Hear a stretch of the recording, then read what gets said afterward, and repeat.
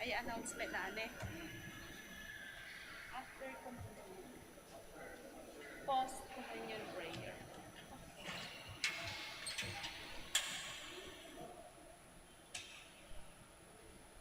Ano ito yung prayers of the faithful, oy?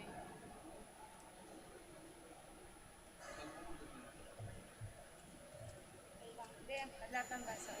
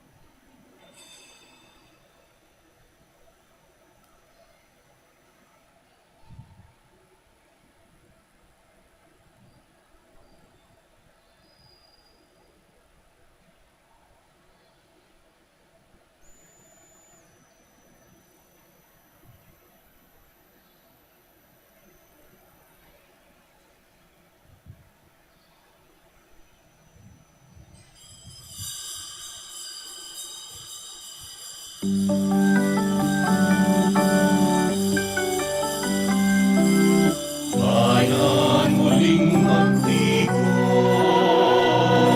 awitan ng Panginoon.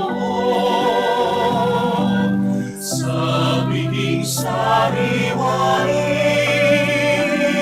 pagliligtas niya sa atin. Sa biging sariwain, pagliligtas niya sa atin.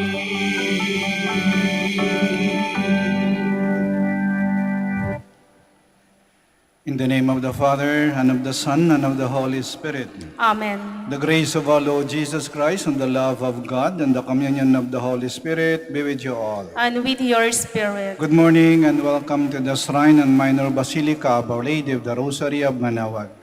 As we prepare ourselves to celebrate these sacred mysteries, we call to mind our sins, and we ask God's mercy and forgiveness.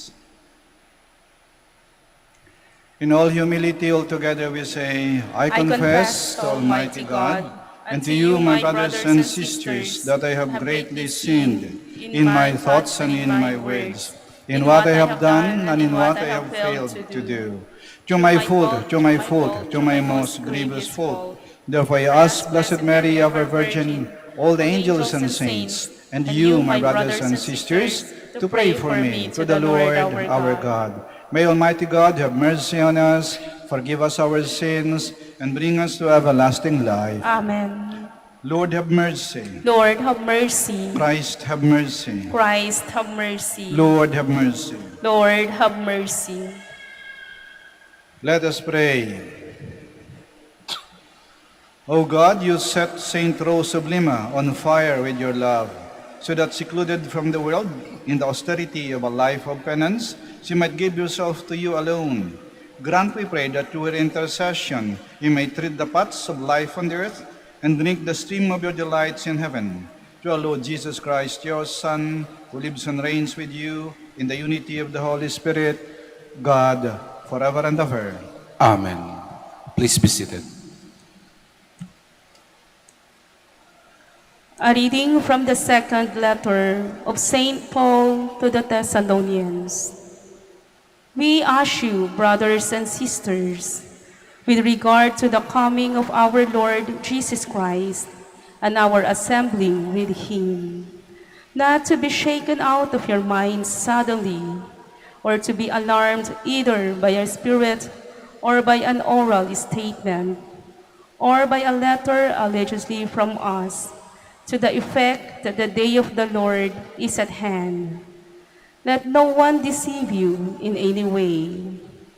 To this end, he has also called you through our gospel to possess the glory of our Lord Jesus Christ. Therefore, brothers and sisters, stand firm and hold fast to the traditions that you were taught, either by an oral statement or by a letter of ours. May our Lord Jesus Christ himself and God our Father, who has loved us and given us everlasting encouragement and good hope through his grace, encourage your hearts and strengthen them in every good deed and word. The word of the Lord. Thanks be to God. The Lord comes to judge the earth. The Lord comes to judge the earth. Say among the nations, the Lord is King. He has made the world firm, not to be moved. He governs the peoples with equity. The Lord comes to judge the earth. Let the heavens be glad and the earth rejoice. Let the sea and what fills it resound. Let the plains be joyful and all that is in them. Then shall all the trees of the forest exult. The Lord comes to judge the earth. Before the Lord, for he comes to rule the earth. He shall rule the world with justice, and the peoples with his constancy. The Lord comes to judge the earth. Please stand.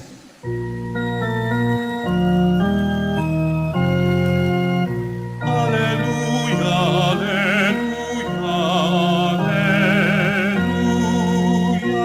alleluia. The word of God is living and effective, able to discern reflections and thoughts of the heart.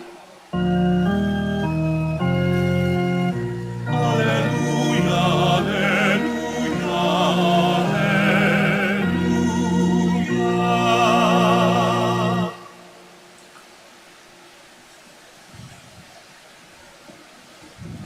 The Lord be with you. And with your spirit, A reading from the Holy Gospel according to Matthew. glory to you, O Lord.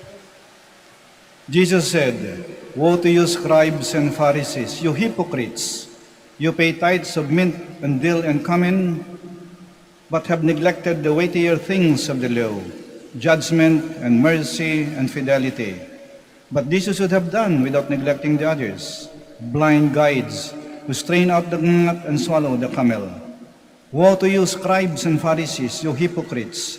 You cleanse the outside of cup and dish, but inside they are full of plunder and self-indulgence. Blind Pharisee, cleanse first the inside of the cup, so that the outside also may be clean. The Gospel of the Lord. Praise to you, Lord Jesus Christ. Please be seated. Si Jesus ay Diyos ng katotohanan. Lagi nagsasabi ng totoo. Kapag katama yung ginagawa mo, pupurihin ka niya. Pero pag mali yung ginawa mo, tatamaan ka. Wala siyang sinisino, walang pinipili. Lagi nagsasabi ng totoo. Kaya ito mga Pariseyo, ito kasi mga taong mapagkunwari eh. Tawag niya mga ipokrito. Yung mga nagmamalinis, nakala mo yung bait-bait, mga santo at mga santa, pero ano ka? Madumi ang kanilang kalooban. Lagi gumagawa ng kasalanan, patago. Pero sarap ng maraming tao, nagmamalinis. Kaya nakatikim sila kay Jesus. Walang balak manakit si Jesus, sinasabi niya lang yung totoo. Para bang inaakay niya yung mga nasa dilim, papunta sa liwanag, para mamulat sila. Para makita nila ang kanilang pagkakamali at magbago sila. Nakakasakit, pero totoo. Di ba nung sabi? The truth hurts, but it is the only thing that will set you free. Kaya maraming taon ng kabilanggo pa rin sa kasalanan kasi ayaw nilang tingnan ang katotohanan. Ayaw nilang harapin, ayaw nilang tanggapin. Kaya namamalagi sa dilim. Nagkukubli sa dilim ng pagkukunwari. Ayan si Jesus, talagang masakit magsalita, pero wala siyang balak manakit. Ang balak niya ay tayo ay mamulat, magbago, at magbalik loob. Alam niyo, kung minsan may makaibigan kayo na ganon, yung bang straightforward magsalita. Tapos sinasabi kung anong mali sa'yo. Kung minsan akala natin makakaaway sila, makontrabida, nakikialam Kasi iniwasan natin sila Kasi gusto natin makaibigan na puri ng puri sa atin, palakpak ng palakpak, chuchuap. Pero yung mga tao nagsasabi ng totoo sa inyo. Sa simula akala nyo kaaway na sila, pero sa bandang huli, lilitaw na sila ang mga tunay nyong kaibigan. Kasi sinasabi nila ang totoo tungkol sa inyo. At yung mga taong to, dapat kampante ka kasi pag nasabi na nila ang totoo hinggil sa iyo, pag nakatalikod ka, wala na silang sasabihin. Nasabi na Pero daw kayo sa mga tao na puri ng puri sa inyo. Lahat ng mga ganda, lahat ng mga nagpapasaya sa inyo, daw kayo. Pag nakatalikod kayo, hindi nyo alam kung ano nang sinasabi nila tungkol sa inyo. Kaya magandang paalaala sa atin na pag tumingin tayo sa salamin halimbawa, anong nakikita nyo? Yan ba yung tunay nyong pagkatao?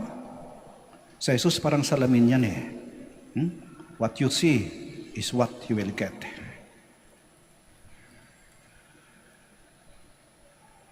Kaya pasalamat tayo kung minsan nagagalit tayo sa mga tao na sabi dito. Halimbawa yung mga magulang natin, yung mga matatanda natin, yung mga kaibigan, tunay na kaibigan yung may malasakit sa atin. Kasi alam niyang mali ka, sasabihin niya yon. Hindi sa magbubulag-bulagan na magpipipipihan, hindi sasabihin niya. Masasaktan ka sa simula. Pero yan ang simula ng iyong pagbabago. Kaya pasalamatan niya mga taon. At tayo na siguro, tayo rin may tungkulin din tayo na magsabi ng totoo. Pag may nakita tayo mga mali na ginagawa ang ating mga mahal sa buhay, tungkulin natin, yung obligasyon natin, na imulat sila. Kaya sa magandang paraan. Totoo nang maring kasi kung minsan ayaw tayo magsalita dahil ayaw ko mag-away kami. Ayaw ko makasakit Baka iwanan ako Baka magkalayo kami. Ayun. Pero sa bandang huli, maring babalik sa sabihin, salamat dahil sa sinabi mo sa akin, kahit nasaktan ako ng simula, yung palang nakatulong sa akin. Namulat ako at nagbago yung buhay ko. Yun yung tuwang kaibigan. Kahiligin natin sa ating Panginoon at sa ating mahal na ina. Sana magkaroon tayo ng sapat na tapang at lakas ng loob na tulad ng ating Panginoon, maging mga tao ng katotohanan. Tandaan natin ang Diyos ay Diyos ng katotohanan. Ang demonyo, prinsipe ng kasinungalingan. Mamili ka, saan ka papanig? Sitayo po tayo. Coming together as God's people, we present our needs before the Father, confident that He will grant our requests. Our response is, Lord, hear our prayer. Lord, hear our prayer, that the Church may be conscious of her responsibility to promote social justice by her ministry to the poor. Let us pray to the Lord. Lord, hear our prayer. That government officials may be sincere in their effort to provide service and undertake programs for the poor and the destitute. Let us pray to the Lord. Lord, hear our prayer. That employers and workers may be honest and respectful to one another. Let us pray to the Lord. Lord, hear our prayer. That the sick and the disabled may find support and assurance from their families and friends. Let us pray to the Lord. Lord, hear our prayer. That those who have departed from this life may enjoy eternal happiness in the company of the saints in heaven. Let us pray to the Lord. Lord, hear our prayer. We pray for the intentions of this Mass, and in the silence of our hearts, we present to the Lord our own personal intentions.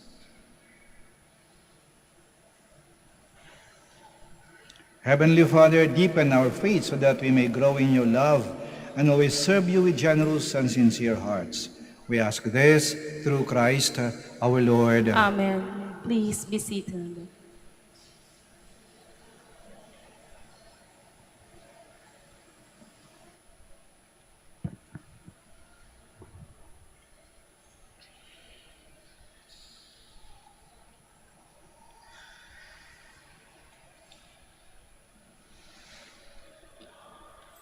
Blessed are you, Lord, God of all creation, for to your goodness we have received the bread we offer you, fruit of the earth and work of human hands. It will become for us the bread of life. Blessed be God forever.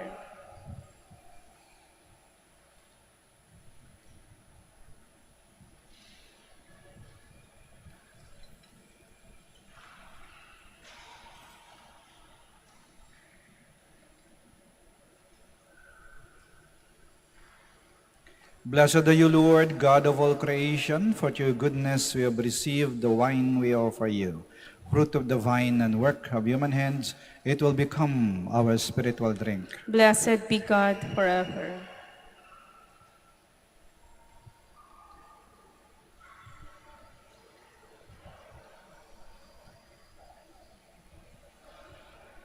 Please stand.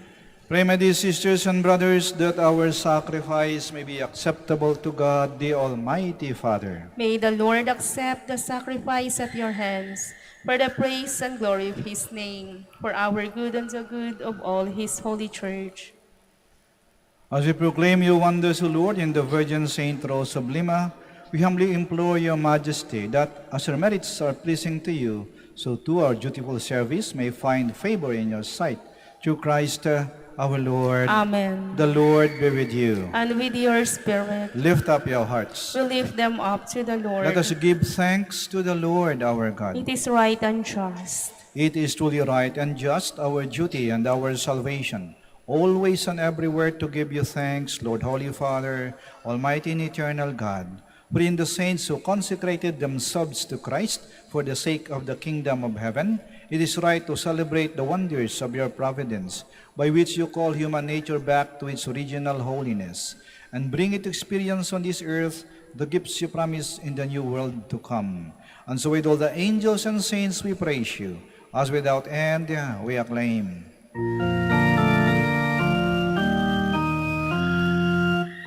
Holy, holy, holy, Lord God of hosts. Heaven and earth are full of your glory. Hosanna in the highest. Blessed is he who comes in the name of the Lord. Hosanna, Hosanna in the highest. Please kneel.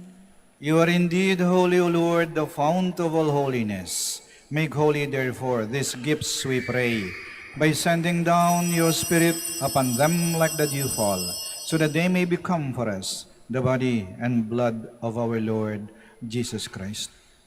At the time he was betrayed and entered willingly into his passion, he took bread, and giving thanks, broke it, and gave it to his disciples, saying, "Take this, all of you, and eat of it, for this is my body, which will be given up for you."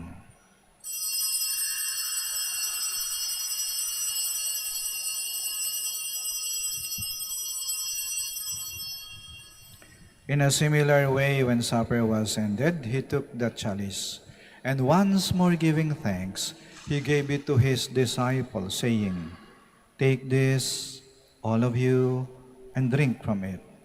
For this is the chalice of my blood, the blood of the new and eternal covenant, which will be poured out for you and for many for the forgiveness of sins. Do this in memory of me."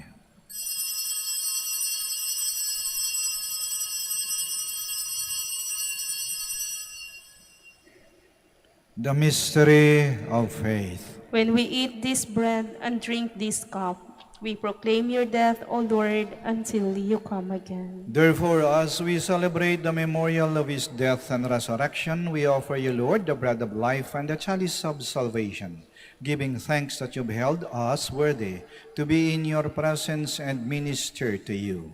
Humbly we pray that partaking of the body and blood of Christ, we may be gathered into one by the Holy Spirit. Remember, Lord, your church spread throughout the world and bring her to the fullness of charity, together with Francis, our Pope, Socrates, our Archbishop, Fidelis, his auxiliary bishop, and all the clergy. Remember also our brothers and sisters who have fallen asleep in the hope of the resurrection, and all who have died in your mercy. Welcome them into the light of your face. Have mercy on us all, we pray, that with the Blessed Virgin Mary, Mother of God, with Blessed Joseph, her spouse, with the blessed apostles, Saint Rose of Lima, and all the saints who have pleased you throughout the ages, we may merit to be co-heirs to eternal life, and may praise and glorify you to your Son, Jesus Christ.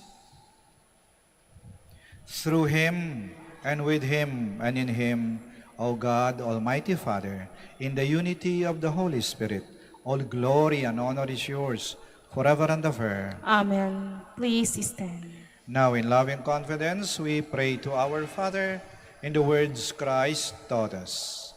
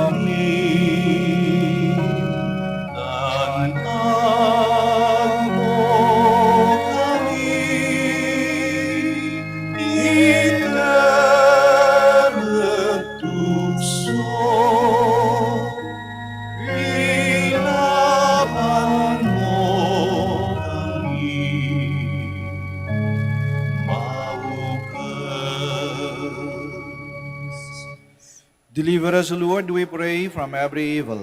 Graciously grant peace in our days, that by the help of your mercy, we may be always free from sin and safe from all distress, as we await the blessed hope and the coming of our Savior, Jesus Christ. For the kingdom, the power, and the glory are yours, now and forever. Lord Jesus Christ, who said to your apostles, "Peace I leave you, my peace I give you," do not look on our sins, but on the faith of your church, and graciously grant her peace and unity, in accordance with your will, who live and reign forever and ever. Amen. The peace of the Lord be with you always. And with your spirit. We offer each other the sign of peace. Peace be with you. Lamb of God, You take away the sins of the world, have mercy on us. Lamb of God, you take away the sins of the world, have mercy on us. Lamb of God, you take away the sins of the world, grant us peace. Please kneel. here is Jesus Christ, the God of truth, the Lamb of God who takes away the sins of the world. Blessed are those called to the supper of the Lamb. Lord, I am not worthy that you should enter under my roof, but only say the word, and my soul shall be healed.